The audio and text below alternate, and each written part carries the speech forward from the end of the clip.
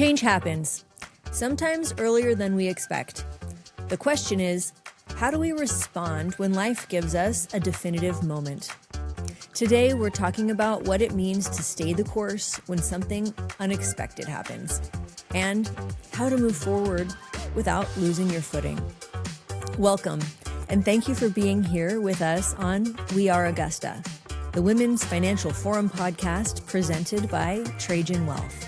We help you plan smarter and dream bigger by turning the real questions women ask about money, health, and aging into practical conversations that you can actually use.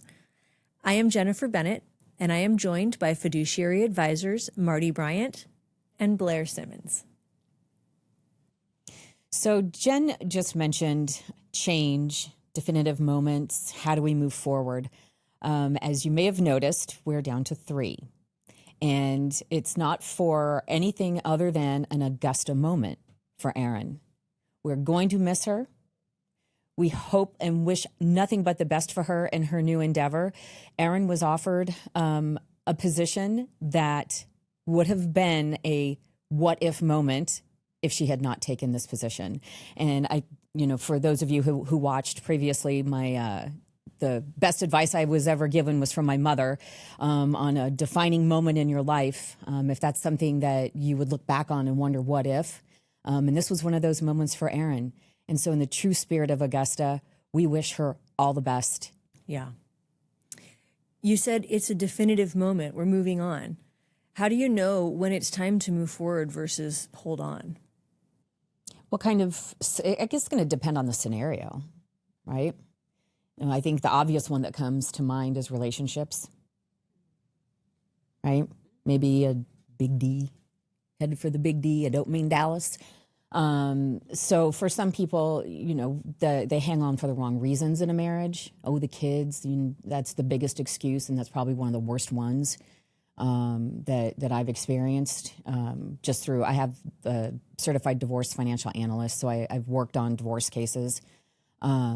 But it also can be a job change. Is it time to move on from a job? It could also be, your children are graduating and now you're an empty nester. What is that going to look like? Because all of that activity is suddenly gone. And it's the way you respond to that, I think, that is going to be that defining moment for you in your life. Or it's like in one of our previous episodes, we even spoke about death. And that's really not the focus of today's, but it just brings that to mind. It's a real defining moment. The person who's gone doesn't have a whole lot to say, but yeah. Maybe it's something that's unexpected. Yeah. Right? Somebody is in an accident, and now we suddenly have to make a plan, something that you weren't thinking about or ready for. Yeah. Sometimes there is there's no question about it. I have a brother who actually is paralyzed from a motorcycle accident when he was 21. So he's paralyzed just from the waist down, basically, or from mid torso down. And so there's no question there. Mm-hmm. He had to regroup and refigure his life because he had to have a new life after his accident. I always kind of brag on him a little bit because he used it as a way of improving himself. He went to school, he became an engineer in the aerospace. He's never spent any time loathing in self-pity. It's hard because when you pivot something like that, it is easy to kind of get stuck. You do have to kind of mourn the past. You have to mourn, to a degree, the thing that you're leaving behind. There's no bridge, but you're just kind of using a swing or a rope to get from one side of the crevasse to the other. You have to really focus on where you're landing more so than be worried about where you're leaving from, because you're not going back there. And generally it is going to involve emotion, and some that are going to be difficult to handle. So, there's, the 5 stages of grief. Anything it doesn't necessarily have to be somebody passing away that you go through all of those stages. But be gentle with yourself. Allow yourself, once you decide that it's time to move on, okay?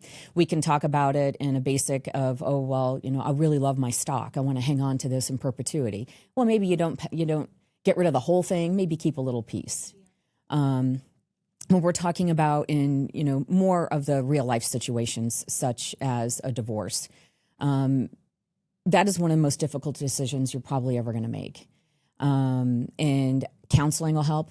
But there are places that you can turn to that nobody's going to even have to know. Do something for yourself. Take a step out of that situation. Get a perspective. Get your feet grounded. Maybe go do something you wouldn't necessarily do. Unless you change the routine that you're in, nothing is going to change. It takes one small little tiny change to set you on a new path. Maybe that's how you can deal with it, in little tiny pieces, so it doesn't feel so overwhelming. Something as simple as journaling I find is helpful when you're in a place like that, trying to figure things out. Just writing things down can simplify it a little bit and make it feel a little bit less overwhelming. Or you can scream into your pillow. Yeah, definitely. And also just, you know, kind of stopping and asking, will this still have the impact it does on me today, next month? Mm-hmm. And then if the answer is yes, what about 2 months down the road? What about 6 months? What about a year? What about 5 years from now? How will have this moment impacted me? And then maybe trying to flip it a little bit and seeing, you know, what the positive side of that could be. So when something is changing and that change feels too fast or abrupt and we weren't seeing it coming, and in that moment it feels like such a negative thing, but you know, forcing yourself to look ahead and asking, you know, how, you know, what could happen due to this change that I'm not thinking of yet. Especially when it comes to the financial part of things. That's going to be the easy part. The easy part is separating the numbers. If it is a divorce or the ending of some type of a relationship where you had things commingled, you can just sit down and write it all out. What does my lifestyle look like? How much do I need to live off of? How much do I need to survive? And you can, you know, get that in alignment. As long as you can get a grasp on something to ground yourself, it might not feel as overwhelming. Thank you for joining us, Augusta. We'll be right back after this.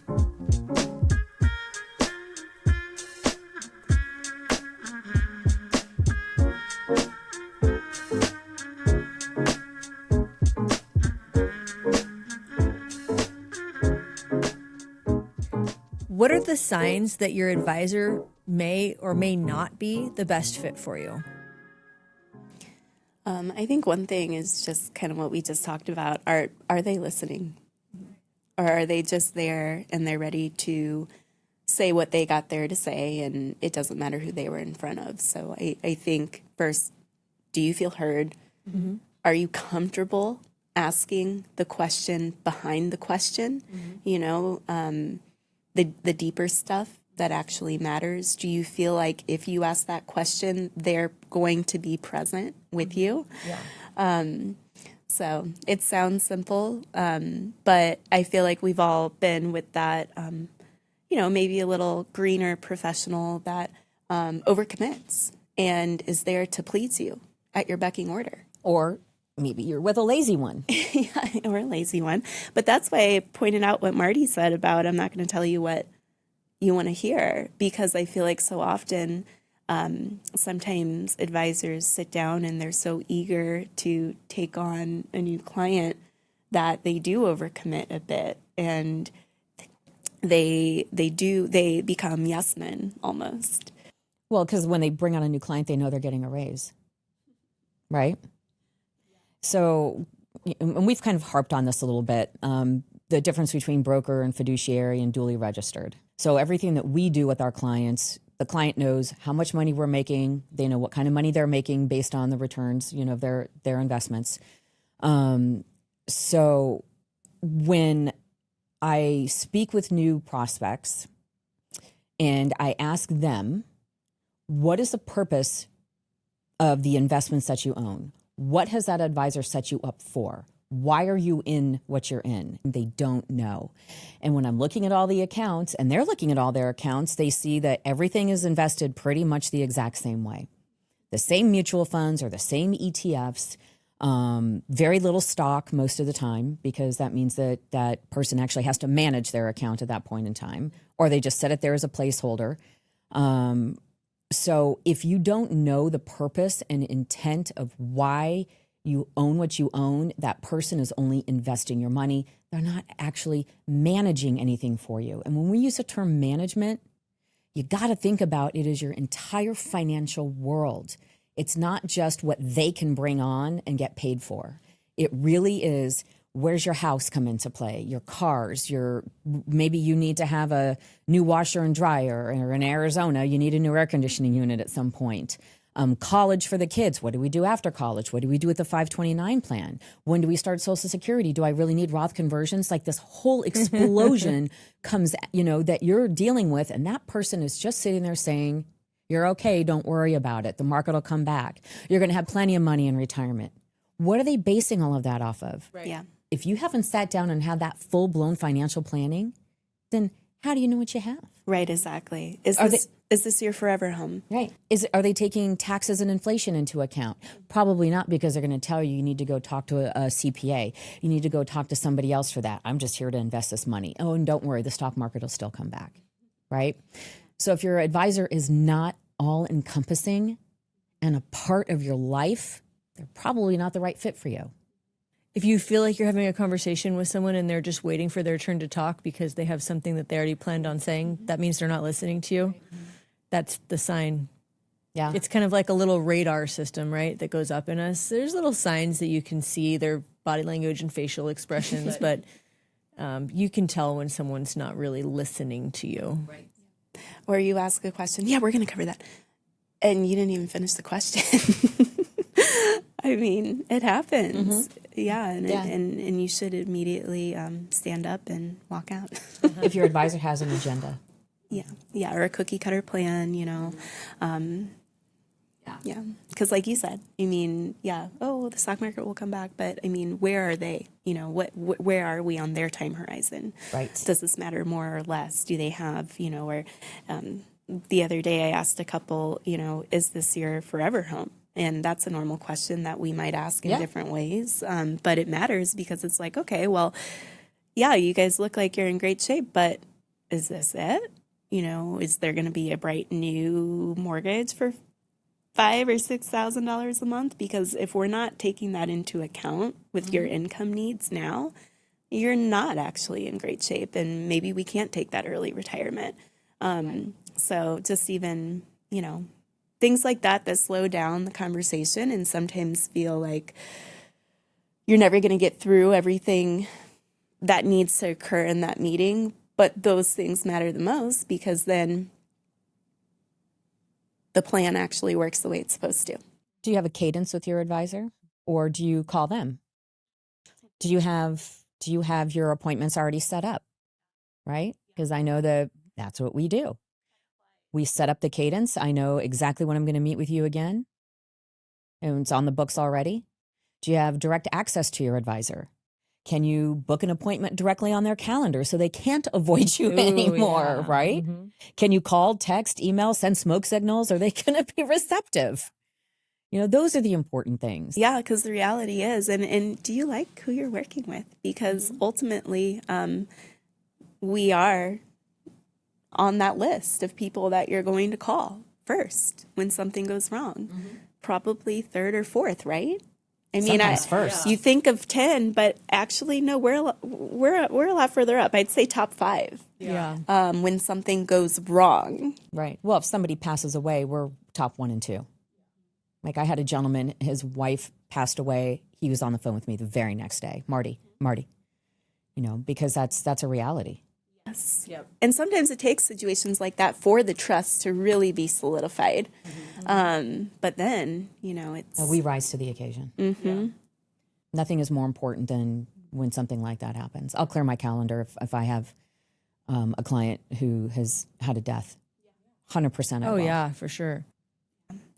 And even if it's just a conversation, because a lot of the time, we've all maybe had that instance where there's that paralysis of, okay, these life insurance funds, for instance, hit my bank account. I can't move. Now what? Yeah, like I don't want to use the money because it's a part of them. Or just not knowing what to do. And did we already have all these conversations? Yeah. Did we already talk about what that could be, what that would feel like? And, some days we just need reassurance. Can you get a hold of your advisor just to get some reassurance? Sometimes they just want to, crazy it may sound, some of my clients just want to hear my voice. Not sure why, but, and that's all it takes sometimes, truly is. I'm just, am I going to be okay? Am I okay? But then we can get to what's really driving that question. Mm-hmm. Right? Exactly. What's that really based on? Yeah. There's something there. I feel like anytime a client's ever been nervous about the market and volatility, it's actually that they typically, my experience is they need cash flows, right? They need to take a withdrawal. They're anticipating something, a spending goal, if you might call it that they haven't yet shared with us. And so if we can just lay that out on the table, that becomes much more helpful, because we can plan for that versus not knowing. No one knows what's going to happen in the market in the next month, because we can always get volatility. Here's one. If your advisor has ever told you no, get rid of them. And what I mean by that is, no, you can't take that much money out. No, you can't have that. No, it is not up to us to make that decision. Yeah. What we're here to do is show you the pros and cons. I will never tell you you can't spend your money, but we're going to talk about the pros and cons of it. So if you have an advisor that acts like that's their money, beat cheeks. You're out the door. I think I might have used this particular client as an example before, but I had a relationship where they were spending enough where the likelihood was that they were going to run out of money in about 5 years, give or take. And so when I showed this to her, all kind of in a graph, in a more objective way, she was able to think about, and they were doing a lot of gifting to their children, both directly with money and by like paying their grandkids college tuition. And every time they'd get a new car, they'd give their old car to their kids, and just a lot of gifting to the kids, to where it's hard for them to pull the plug and say, what am I, the kids are like, what am I, cut off? Right? The parents don't want the kids to feel like they're cut off, but they're not children, they're adults, right? Their children were in their 40s. This goes back to the boundary conversation we just had. Yeah. How did she respond? Solemnly and introspective at first. And I think she had to find it within herself to tell her daughter that she was going to have to start charging her. Also, she didn't charge her daughter any rent to live in one of the homes that they owned, where she could have been charging a third-party market rate for that property and been making a profit, where she was losing money on this rental property. Yeah, you can't sacrifice your own retirement for somebody else. Yeah. I've had those conversations numerous times. Yeah. Numerous times. It's kind of like when clients say, well, I want to talk about college education today, and you have to take a step back and say, well, your own oxygen mask first, right? Yeah. Just like they tell you in the plane. If we're not ready for you to retire in 15, 20 years, then that's, as much as you'd like to help your kids, they can go and take a loan. You can't take a loan for your retirement. Exactly. Yeah, there's a lot. There's a lot out there. So just, the basics.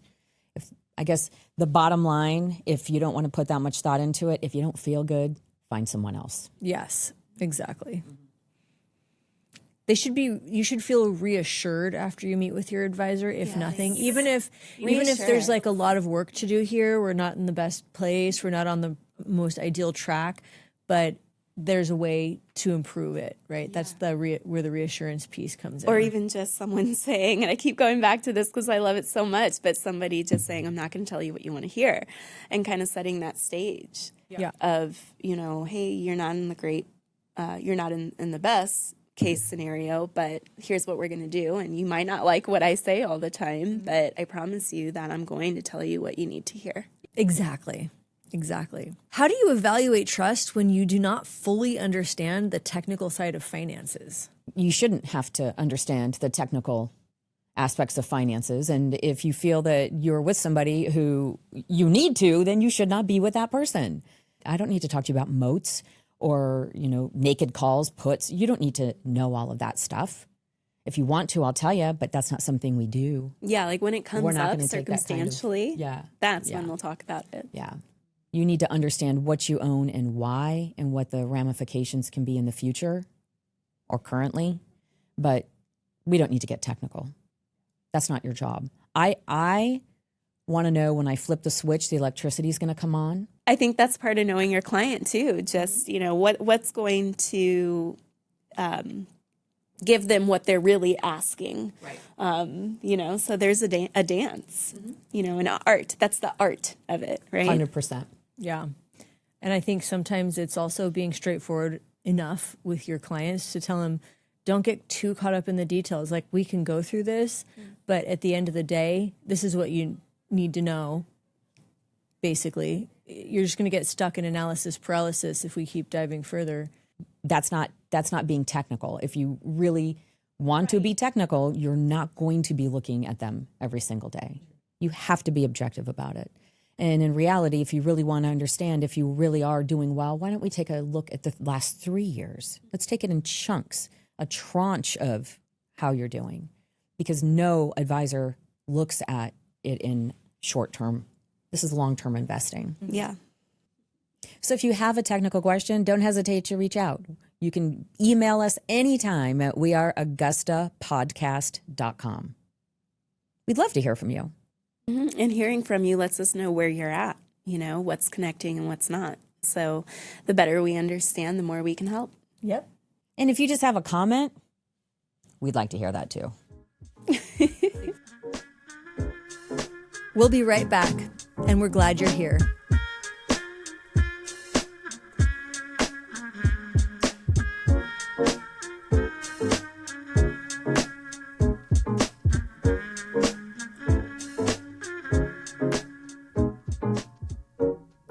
Thanks for coming back. We're glad you're still with us. Now let's talk about one of the hardest forms of transition, divorce, and the question of how to divide assets fairly. How do you avoid making reactive financial decisions in moments of major life change? So, as I mentioned earlier, my designation is as a divorce financial analyst, one of my designations, and working on divorces is difficult. I come in from the side of fair and equitable. I'm completely unbiased most of the time. And when and I hate to use general terms really, but generally if there are children involved and there's a home involved, the wife wants to keep the home and she wants to try to make things as easy transition-wise on the kids. And the husband does too. But for some reason, she focuses up on keeping the home. And as we've discussed, and is just what it is what it is right now, the women are generally not the major breadwinners in the family, primary caregiver, all of those things. We know that. So I'm not trying to disparage women whatsoever. It just is how it works out. I can almost guarantee you that the wife will not be able to afford to keep the house. Okay? Simply because the mortgage is going to be too much. Her ability to earn is not as high, potentially. Being the primary caregiver of the children, if they're going to do a 50-50 custody agreement, well, was the father already 50% involved? How is he going to step up to the plate? And I know that what goes through the head of the mother, and I'm just going to correlate this to women because I'm not a man, and I don't mean to alienate a group of men. This is my disclaimer. I still see the woman as a primary caregiver. We see it with our friends. We see it with our divorced friends. They're the ones shuttling the kids around and doing all of those things. He might be paying child support, yeah, but the needs for those children, that money goes to the needs of the children. It's not like she's, has a extra income coming in because of child support. You most likely are not going to be able to afford the house, period. Split the house, split the equity. Now, not all assets are created the same, right? So equity in a home, that's cash. That's a cash asset. You can take that cash and go do whatever you want to do with it. The house is not a highly appreciable asset, right? It does not appreciate like the stock market money does. So invested assets are a different class of money. There are times that the wife's like, I'm going to buy him out of the house. I want to buy him out of the house because I want to keep the house. So now what she's going to do is she's going to be willing to not take some of that retirement fund. No, he can have all that. Well, that's probably a horrible decision to make because that retirement money is completely different than the money that's sitting in that house. Yes, not only from a tax standpoint, but like you A mentioned, growth standpoint. a liquidity standpoint, a growth standpoint. Right. So many different There's so things many to consider. Exactly. And work through with a professional. And this is going to be one of the absolute worst times in your life. You are going now through the stages of grief. You're mourning the loss of a spouse. You're mourning the loss of a marriage. You're mourning the loss of your family unit. How are you supposed to make clear-headed decisions in that point in time? And that is going to be taking the time to do it. And that's hard. And it's awful. And it's devastating. And you can't get around it. You know, even those that are like, oh, I can't wait to be divorced, you know, whether it's him or her. Yeah, you can. And it's okay to say that you can. Right? And then you absolutely need to make sure that you don't disparage the other spouse in front of the children if there are children involved. I don't care if there's no kids involved. Go to the bar, say whatever you want to say. But you got to protect those kiddos. Because if you don't, now you don't know what the long-term effects could be on them. Maybe they'll end up hating you. Yeah. Kids are smart. Or themselves. Or themselves. That's right. They're resilient. They're going to make it. They're going to be fine. But you just need to make sure you take the care to make sure they're going to be fine. So divorce is crappy. I really wanted to say the S word, but we know I can't. It is horrific.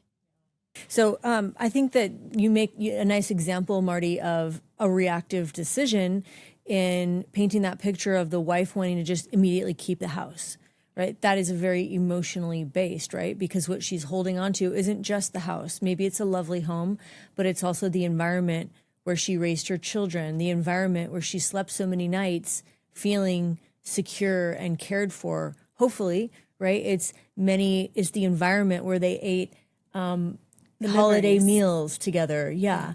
It's the home where maybe they celebrated birthdays or Christmas or Passover or whatever happy moments that they had together as a family unit.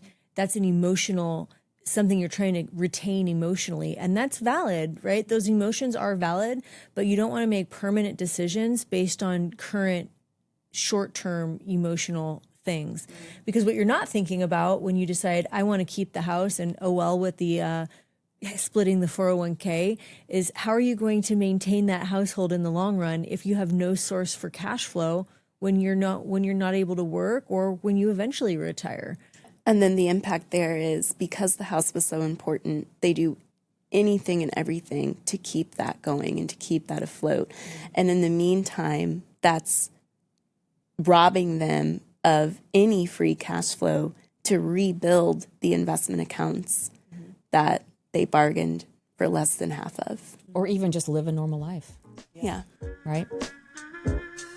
Stay with us. We'll be right back in just a moment.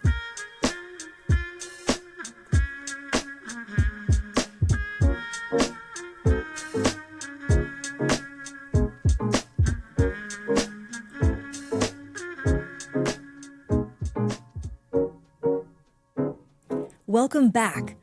Let's pick up where we left off and close with something hopeful. The energy you give is the energy you get back.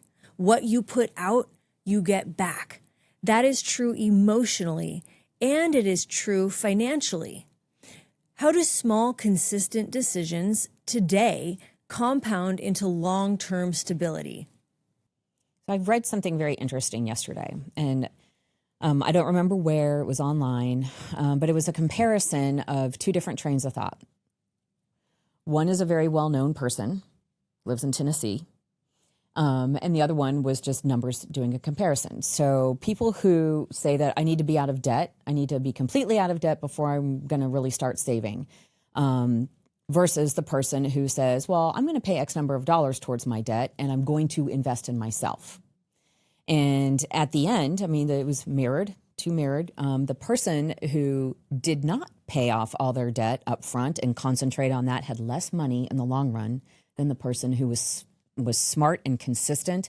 Yeah, I got a whole lot of debt, but I'm willing to pay $5,000 a month to pay that debt down, or however much it is, and I'm willing to take the rest of my money and I'm investing in my 401k. I'm not just getting the company match. I'm putting extra funds in there, and any additional money I have left over, I'm going to put in another savings account, and then I'm consistently going to be paying down the debt that I have.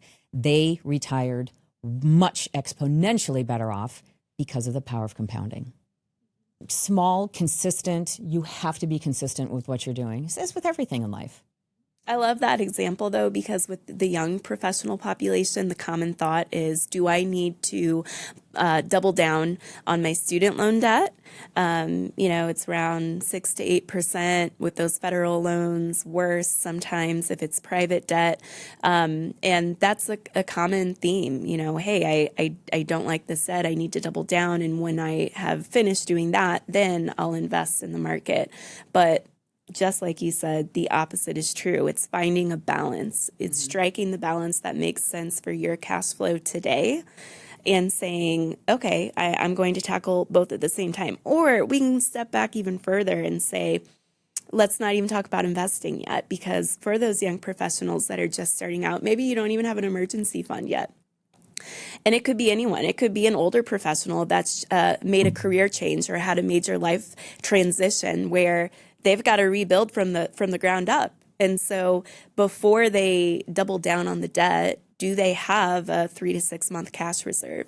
And then once they have that reserve, do they double down on the debt, or like we just portrayed, and how every single time you're finding a balance, no matter how much you want to put it towards that debt, if you find the balance, you're going to, like Marti said, pay yourself, and the growth that you'll have there, the compounding interest on the positive side is a lot greater than the accrued interest on the other end of it. So I'm even going to go contrarian. Even if you don't have 3 to 6 months worth of money sitting aside in a, certificate of disappointment or something that's not earning any money, put it in the market.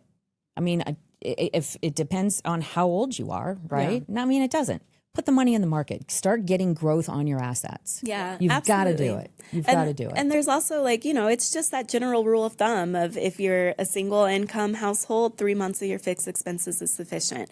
And then there's that rule of thumb, if it's a dual income household, 6 months is what you should have. But like you just said, it depends on so many other variables. What's the cash flow like? Can we rebuild this emergency fund within a couple of paychecks? Well, then maybe we don't need to be so safe. Maybe we can take on more risk and invest right away. Is that kind of where you were going with that? No, I was just don't focus on paying off debt. Focus on paying yourself. You will wind up better in the future. But why is that still the question every single time? I don't know. We've got this 2.25% rate on our mortgage. I don't want to go into retirement with a mortgage. Well, you know what? You got free money, honey. Yeah, let's go into retirement with a mortgage. mortgage. That's the best debt you can have. What if every transition, whether in life or in finances, is actually a reset point? How do you turn uncertainty into something productive instead of something paralyzing? Consistency. It reminds me of an activity we went to at a point in time where it was like a holiday celebration, and they had this really big wall that the kids could paint on, and they painted all these really cool pictures, and then they erased it. I think it was I forget what the medium was, but they erased it, basically the entire drawing, and then kids started from scratch, and they did that once every hour or two. But that way they could go up there and start fresh and have their own drawing from a fresh canvas, if you will. And then it was kind of sad. Like the director of the program would come through, or the people that work there were like taking it all down.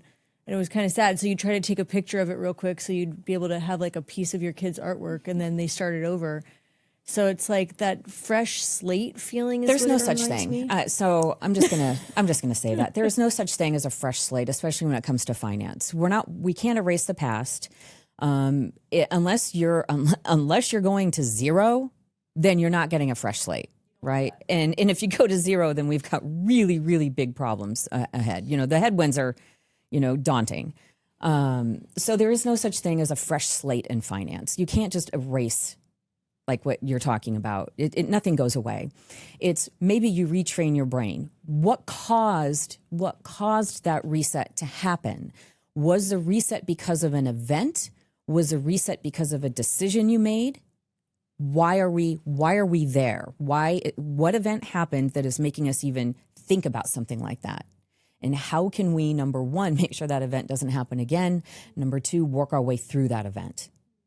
Right? Was it at our own hands? Was it something that was completely unforeseen? So COVID, that was completely unforeseen. Yeah. There were so many people that were on a great path. And then next thing you know, the rug is being ripped out from underneath them, whether they lost a job, they don't have a job to go back to. They had no job to work at, especially, in our services industry. I can't even imagine what some of those people went through. That was not a reset. That was a horrific event.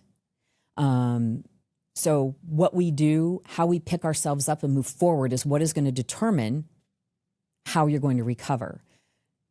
I would expect that there should not be too many events like that in our lifetime. I would expect that it only takes us one time to get our hand burned on the stove before we're not going to touch the stove anymore. So if that reset was due to a decision that we made personally, let's not do that again, right? Let's be more cognizant of what is causing us to have some kind of a reset, so to speak. Doesn't mean don't get married again. Maybe don't commingle assets ever again, right? Have a prenup if we're talking about on the divorce side. When we get older, there's no reason to commingle assets, in my opinion, okay? Unless we need to have the other person's Social Security benefit. That would be a benefit. If you're married and person dies, you get the largest Social Security benefit. But there are things that we can do to hedge against that. So I feel that there is no such thing as a clean slate. Yeah. And like you said, sometimes it's just, did you refer to that as a reset instead of a clean slate? Is that what you said? Yeah. There's really no a reset either. Right? Maybe we can rebalance. We can meet you where you're at and come up with, a new strategy that we would need to implement.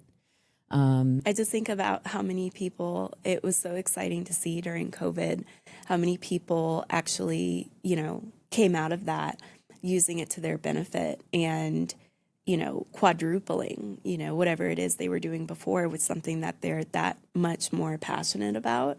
I was lucky. I got to see a lot of clients, whether it was them getting laid off during COVID or, a lot of the time they got laid off or they got fired or, there was downsizing. Things happened during COVID or they didn't have the opportunity to work remote or just the number of things that happened during that time. And then how some of those individuals, instead of staying kind of stuck, they said, okay, how can I use this catastrophe to my benefit? What's still needed? And a lot of them really utilized COVID to blow up and just go, forge a completely new and different path than what they were on.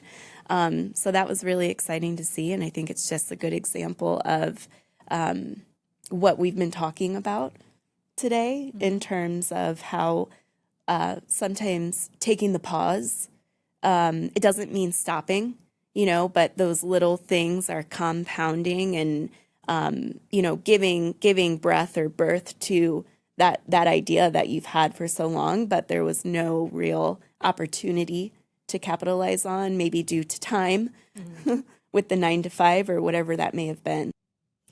So staying the course does not necessarily mean that nothing changes. And sometimes the new beginning is just the next faithful step. To Erin, we love you and we wish you the very best on your journey. We Are Augusta returns with a new conversation about what it means to build forward when life changes shape. If this episode helped you think more clearly about trust, transition, and fairness, come back with us for the next one. Thank you for joining us today. If this conversation helped you feel steadier in the middle of change, share it with someone who could use a little more calm and a little less confusion. We are powerful. We are together. We are Augusta.